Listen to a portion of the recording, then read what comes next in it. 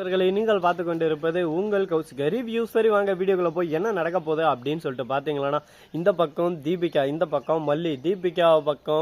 தீபிகாவோட பொண்ணு, இந்த பக்கம் நம்ம மல்லியோட பொண்ணு வெண்பா. இவங்க ரெண்டு பேருக்கு இடையே ஒரு பக்கம் பாசம் அன்னோனியே அதிகமாயிருச்சு. அக்கான்றது என்ன ஒரு பக்கம், தங்கச்சின்றது ஒரு பக்கம். இவங்க ரெண்டு பேரும் நடன போட்டி, அதாவது இவங்க ஸ்கூல்ல போட்டி வச்சிருக்காங்க, டான்ஸ் போட்டி. அதில் பார்ட்டிசிபேட் பண்ணி ஆகணும், அதுக்கு டான்ஸ் கற்றுக்கிட்டு ஆகணும். அதுக்கு என்ன பண்ணுறாங்க அப்படின்னு சொல்லிட்டு பார்த்தீங்கன்னா, அம்மா நான் டான்ஸ் ப்ராக்டிஸ்க்கோசரம் கொஞ்சம் வெளியே போகிறேன் அப்படின்னு சொல்லிட்டு போறாங்க. நீ எங்கேயும் போகாத, வீட்டில் இருன்னு சொல்ல சண்டே ஆனா நம்ம தீபக்கோட ஆப்ஷன், தீபக் தான் மகளை எங்க வேணாலும் கூட்டின்னு போகலாம் அப்படின்னு சொல்லிட்டு ஒரு ஆப்ஷன் கோர்ட்ல கொடுத்துருக்காங்க. அதனால தீபக் அழைச்சிட்டு போயிட்டு வெண்பா கூட விடுறாங்க மல்லி கொடியும். அந்த சமயத்துல சந்தோஷமா ஒரு பக்கம் ஆனந்தம் பாடும், அந்த மாதிரி மகிழ்ச்சியோட இருக்காங்க. நம்ம மல்லி அவங்களுக்கு பிடிச்சதெல்லாம் செஞ்சு தந்து டான்ஸ் ப்ராக்டிஸ் பண்ணிட்டு இருக்காங்க. அந்த சமயத்துல அந்த பக்கம் குறுக்க இந்த கௌசிக்கு வந்தா அப்படின்ற மாதிரி கேவலவாதி அந்த ராஜேஸ்வரி வராங்க. ராஜேஸ்வரி வந்தா இப்ப என்ன பிரச்சனை, ராஜேஸ்வரி என்னடா பண்ண போறா அப்படின்னு சொல்லிட்டு பாத்தீங்கன்னா, ராஜேஸ்வரி சரியான முள்ள மாதிரி கேப் மாதிரி கப் மாதிரி எப்படி வேணாலும் சொல்லாங்க. அந்த அளவுக்கு ஒரு பக்கம் மட்டமானவ. ஏன் எதனால அவளை இப்படி சொல்றேன், அவ என்னடா தப்பு செஞ்சா, சும்மா ஏதோ ஒன்று சொல்லணும்னு சொல்லக்கூடாது அப்படின்னு சொல்லிட்டு ஒரு பக்கம் ராஜேஸ்வரியோட ஃபேன்ஸ் எல்லாமே சொல்றதுக்கு கிளம்பி வந்துருவீங்க. அப்படி அவ என்ன பண்ணலாம் அப்படின்னு சொல்லிட்டு பாத்தீங்கன்னா, மல்லியும் மறுபக்கம் அவங்க டான்ஸ் வரும்போது மல்லி கரெக்டா ஸ்லிப் ஆகி கீழே விழுந்து அவ கால் வர்றதுக்கு ஏற்ற மாதிரி ஒரு வாட்டர் பாட்டில் எடுத்து அப்படியே அழகா கீழே உருட்டி விடுறாங்க. அப்படியே அதில் கால் பட்டு கீழே விழுந்து மண்டை ஒரு பக்கம் லைட்டா அடியாயிருது.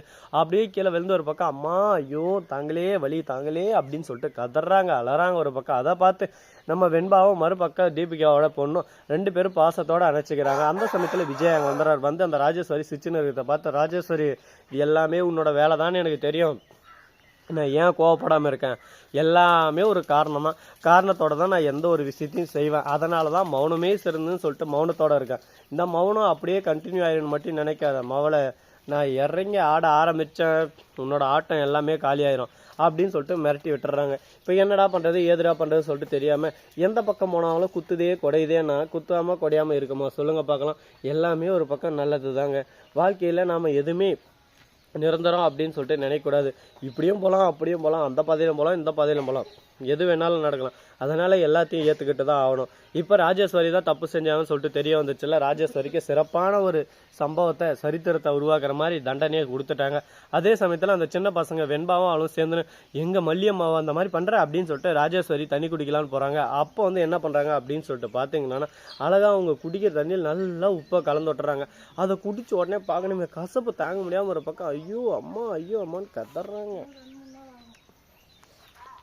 இவங்களெல்லாம் சும்மா விட முடியுமா சொல்லுங்க பார்க்கலாம். சும்மா விட்டு தான் இந்த அளவுக்கு ஒரு பக்கம் ஆடின்னு இருக்காங்க.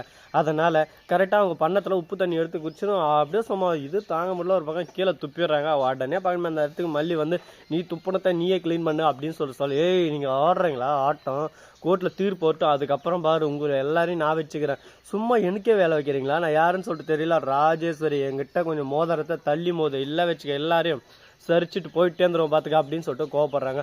இந்த கோவப்படுறது அது படுறது இது படுறது இந்த வேலையெல்லாம் என்கிட்ட வேணாம், நான் முடிவு பண்ணிட்டேன் ராஜேஸ்வரி, உனக்கு ஆப்பு வைக்கணும்னு சொல்லிட்டு. இதுக்கப்புறம் நீ எப்படி தப்பிக்கிறேன்னு நானும் பார்க்குறேன். நீ எனக்கு டைம் கொடுக்குறியா, உனக்கு நான் கெடு கொடுக்குறேன், அதுலேருந்து உன்னால் தப்பிக்க முடியுமான்னு முடிஞ்சா தப்பிச்சுப்பாரு அப்படின்னு சொல்லிட்டு ஆணவத்தோடையும் ஆங்காரத்தோடையும் சிரிக்க ஆரம்பிச்சிடுறாங்க நம்ம மல்லி.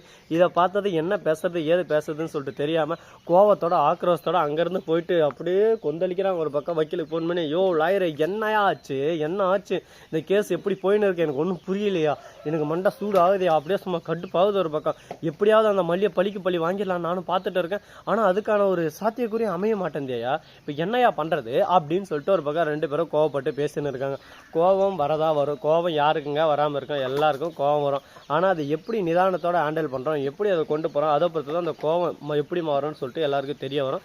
அதனால பொறுத்தார் பூமி ஆழ்வார் அப்படின்னு சொல்லிட்டு சொல்லுவாங்களே, அது மாதிரி பொறுத்திருந்து யாரை வேணாலும் நம்ம அடின்னு அடிக்கலாம். அதுக்கான நேரம் அதுக்கான காலம் வரும், கண்டிப்பாக வராமல் போயிடாது அப்படின்றத கண்டிப்பாக நம்ம ஒரு பக்கம் ஏற்றுக்கொண்டு தான் ஆகணும். சரி இந்த மாதிரியெல்லாம் ஒரு பக்கம் பிரச்சனைகள் போயின்னு இருக்கு, அசம்பாவிதங்கள் போயின்னு இருக்கு. நம்ம விஜய் இருக்கார்ல, அவர் போட்டு லாயரை பார்க்குறாங்க. சொத்து விவகாரம் என்ன ஆச்சு, எங்கள் பக்கம் சாதகமாக அமையாதா, என்னதான் உங்களுக்கு பிரச்சனை, ஏதாவது ஒன்று பண்ணிவிட்டீங்கன்னா நம்ம அடுத்த வேலையை பார்ப்போங்கல்ல அப்படின்னு சொல்லிட்டு கேட்க எல்லாமே மாறாமல் இருக்காது, கவலையே வேண்டாம் அப்படின்னு சொல்லிட்டு சொல்லியிருக்காங்க. இதை கேட்டதும் சரி ஓகே ஏதோ ஒன்று காலங்காத்தால் ஆறுதலாக சொல்கிறீங்க, அதனால ஏற்றுக்கிற மாதிரி இருக்குது அப்படின்னு சொல்லிட்டு மௌனத்தோட சைலண்ட்டாக அங்கேருந்து சிரிச்சுட்டே போயிட்டு வர்றாங்க.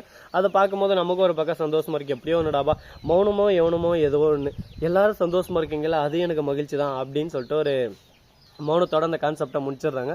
அதே சமயத்தில் திடீர்னு லாயர் ஃபோன் பண்ணி, விஜய் இந்த கேஸ் உங்களுக்கு ஆதரவாக தான் இருக்குது, நீங்கள் கவலையப்படாதீங்க, ராஜேஸ்வரிக்கு கொஞ்சம் முற்றுப்புள்ளி இருக்குது, அது மட்டும் இல்லாமல் இந்த சொத்து எல்லாமே உங்கள் பேர்லேயும் வெண்பா பேர்லேயும் தான் இருக்குது, இது மல்லியும் உரிமை கொண்டாடலாம், மற்றபடி இதுக்கு யாரும் உரிமை கொண்டாட முடியாது, முக்கியமாக இன்க்ளூட் ராஜேஸ்வரி உரிமை கொண்டாட முடியாது. ஏன் எதனால அப்படின்னு சொல்லிட்டு பார்த்தீங்கன்னா, உங்கள் அப்பா ஆல்ரெடி இந்த சொத்து எல்லாமே உங்கள் பேரில் மட்டும் ராஜேஸ்வரிக்கு தேவையான பங்கை நான் கொடுத்துட்டாகவும் இந்த உயிலில் மென்ஷன் பண்ணியிருக்கு. இனி அவங்க கொடுத்த உயில் இது வரைக்கும் போலி உயில், இப்போ ஆன்லைனில் எடுத்து பார்த்ததுல இதுதான் ஒரிஜினல் உயில் அப்படின்னு சொல்லிட்டு அவர் சொல்கிறாரு. இதை கேட்டதை ஷாக் ஆயிடுறாரு. என்ன பெத்த என் தகப்பன் இந்த மாதிரி பண்ணாரு, அவர் இப்படியெல்லாம் பண்ண மாட்டார், அப்படிப்பட்ட ஆள் இல்லையே அப்படின்னு சொல்லிட்டு விஜய் யோசனை இருக்காரு. விஜய் உங்களுக்கு சொத்து வேணுமா வேணாவா, நல்லது நடந்திருக்கு, அதை நினச்சி சந்தோஷப்படுறதை விட்டு இப்படி பண்ணியிருப்பாரா அப்படி பண்ணியிருப்பாரான்னு சொல்லிட்டு நீங்களே உட்காந்து முட்டாள்தனமாக யோசனை இருந்தால் அது யாரோட முட்டாள்தனம் சொல்லுங்க பார்க்கலாம். முட்டாள் முட்டாள் அப்படின்ற மாதிரி தான் போயின்னு இருக்குது. இந்த வீடியோ பிடிச்சிருந்தா லைக் பண்ணுங்கள், கமெண்ட் பண்ணுங்கள், ஷேர் பண்ணுங்கள்.